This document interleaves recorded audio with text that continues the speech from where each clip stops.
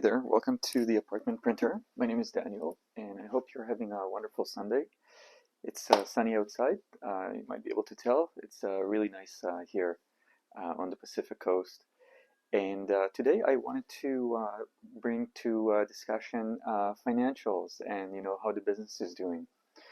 So of course in business that's an important ingredient in keeping businesses alive and keeping the craft alive. So that we can support ourselves and keep it going. Whether it starts as a hobby or some idea or some business structure and goes from there. Of course, it has to make money to make sense.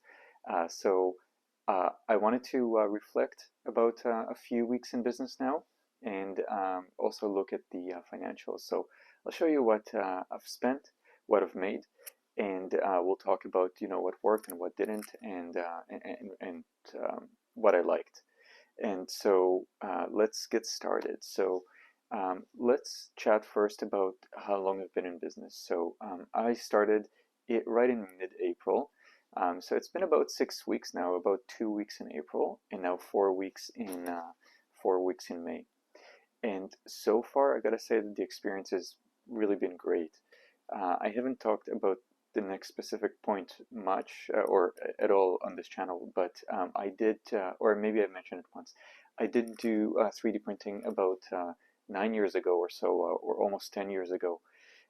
And back when, during the RipRap time, those of you who were into 3D printing back before when you were kind of like making the parts yourself from like an open source file, basically an open source design of a 3D printer.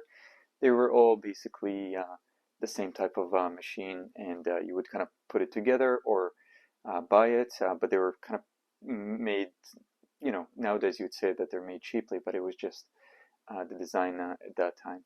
But where I'm going with this is that it's something that I've done before in my past, and now coming back to 3D printing just a month and a half ago, and so much has happened already.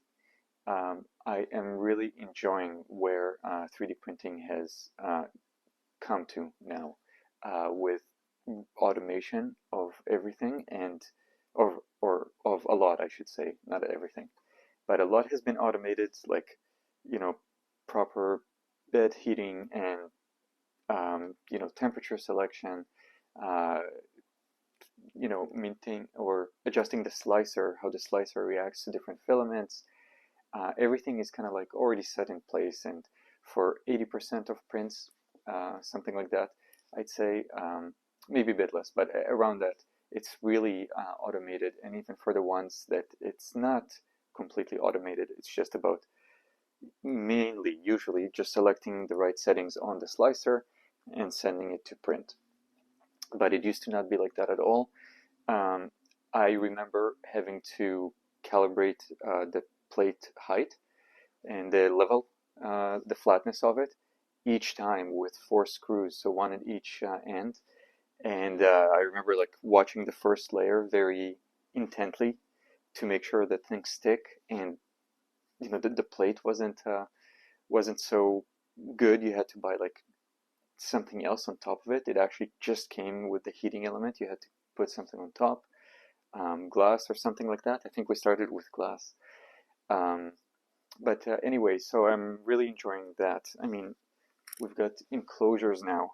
We've got filament selectors and storage, dryers, different filaments. I don't even remember PETG, for example, 10 years ago, but it could also be that we had it just wasn't optimized for 3D printers in terms of the material, and now all of those materials are.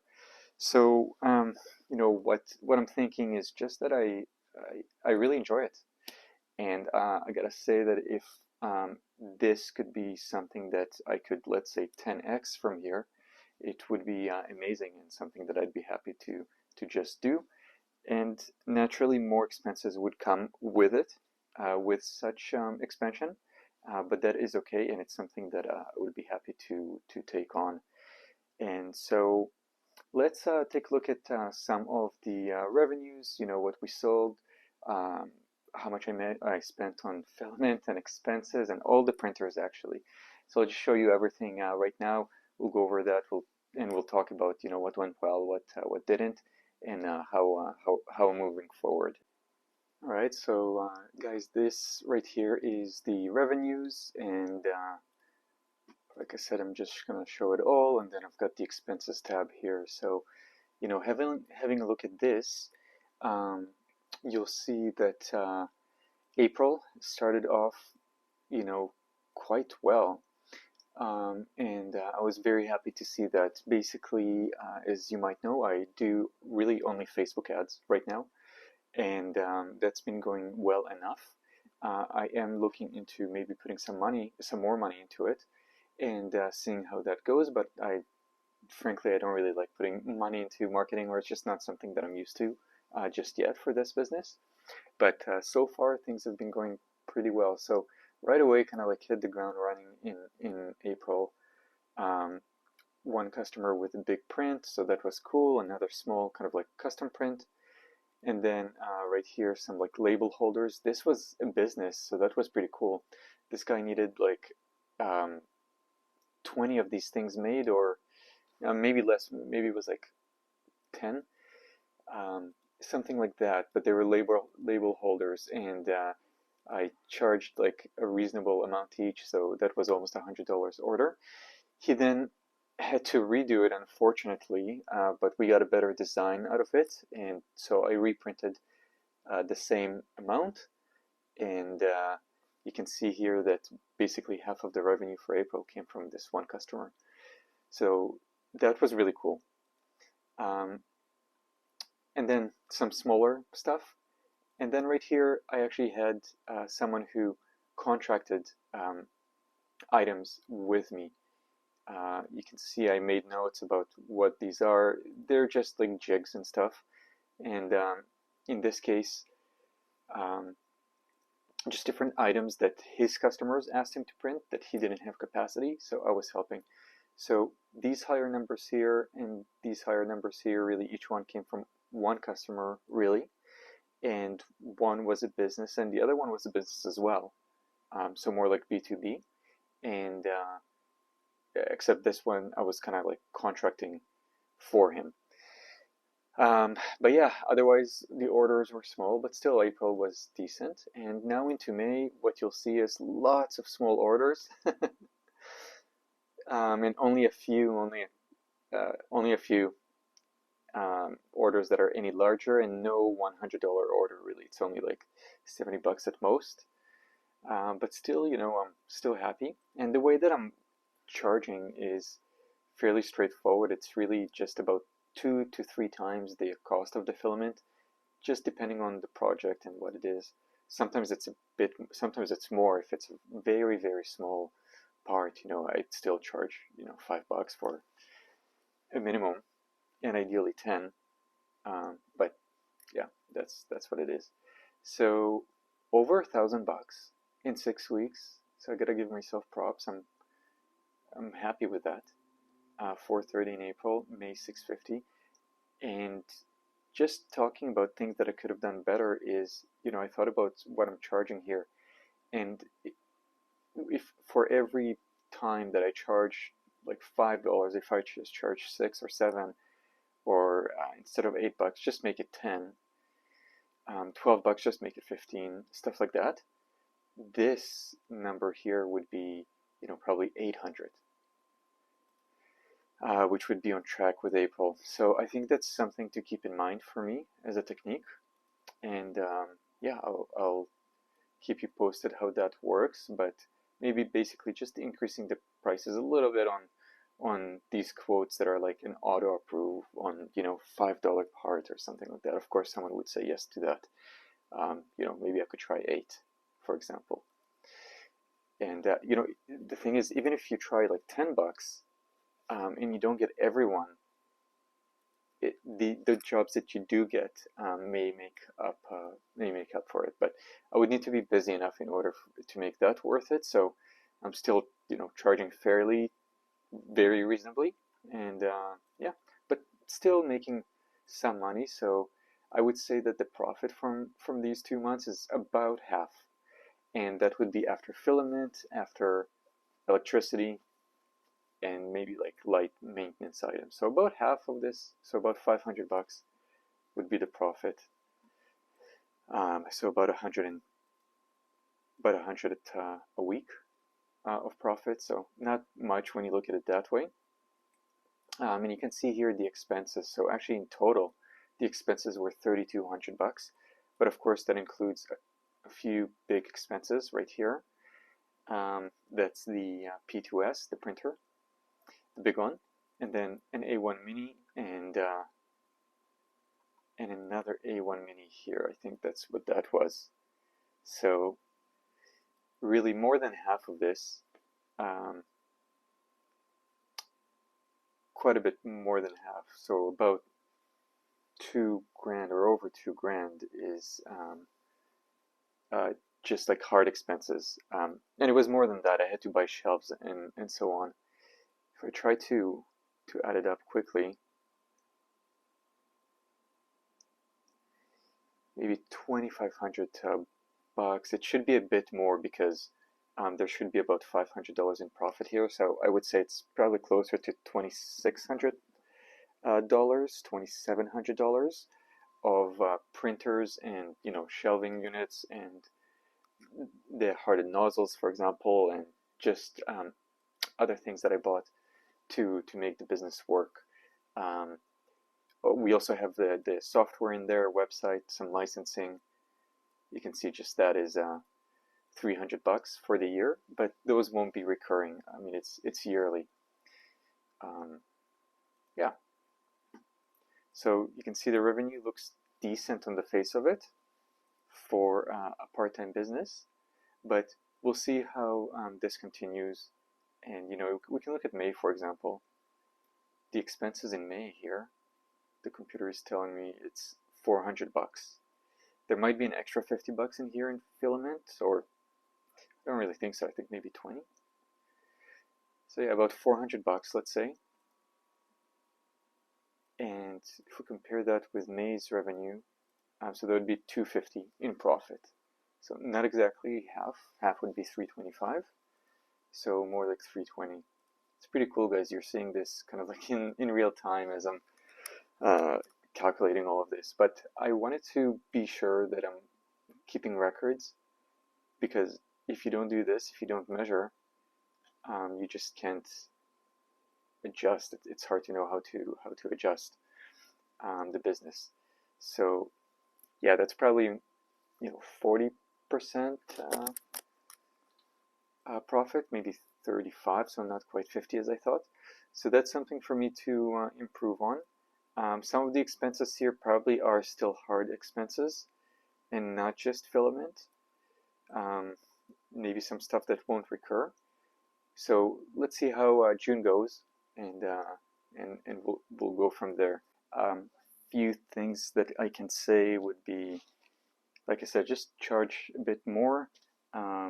Maybe there's more that I can do in terms of posting more consistently. But I think that the next step for me would be to try more with paid ads, whether it's Google. I do have a Google Maps listing and a website, but it's kind of up in the air. No one really knows about it. With the Google Maps, I did get already 8 reviews, so I'm super happy about that. I've asked people, of course, to leave the reviews, but it's great. So I've got 5-star on Google Maps. I do need to do a verification, and that would be like a next step, and maybe a video. The verification it's kind of complex. That's why I didn't do it just yet. I've got to do a video of the area. But anyways, I'll do that, and yes, so just spending more money, I guess, on marketing, on Google and Facebook ads. I am a little cynical about if it would work or not, but it's only because I haven't done it before for this kind of business. I've done flyers before for a totally different type of business, like a home service business, and that worked well. But I just don't know about the online marketing, so we'll see. So I'll do some Facebook ads, and and Google Ads. I really don't want to spend too much, but I will spend a bit, and I'll report back and let you know how that goes.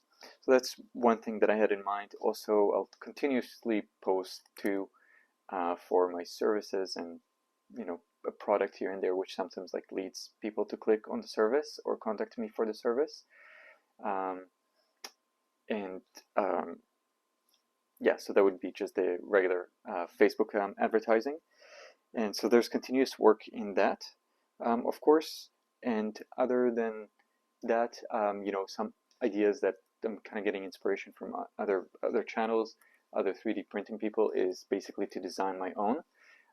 And designing is kind of painful because when you're starting out, it's so frustrating to not know a certain function or how to do it in the software, and you really got to go through the training. Luckily, there's great sources on YouTube, and that's exactly what I'm going through right now.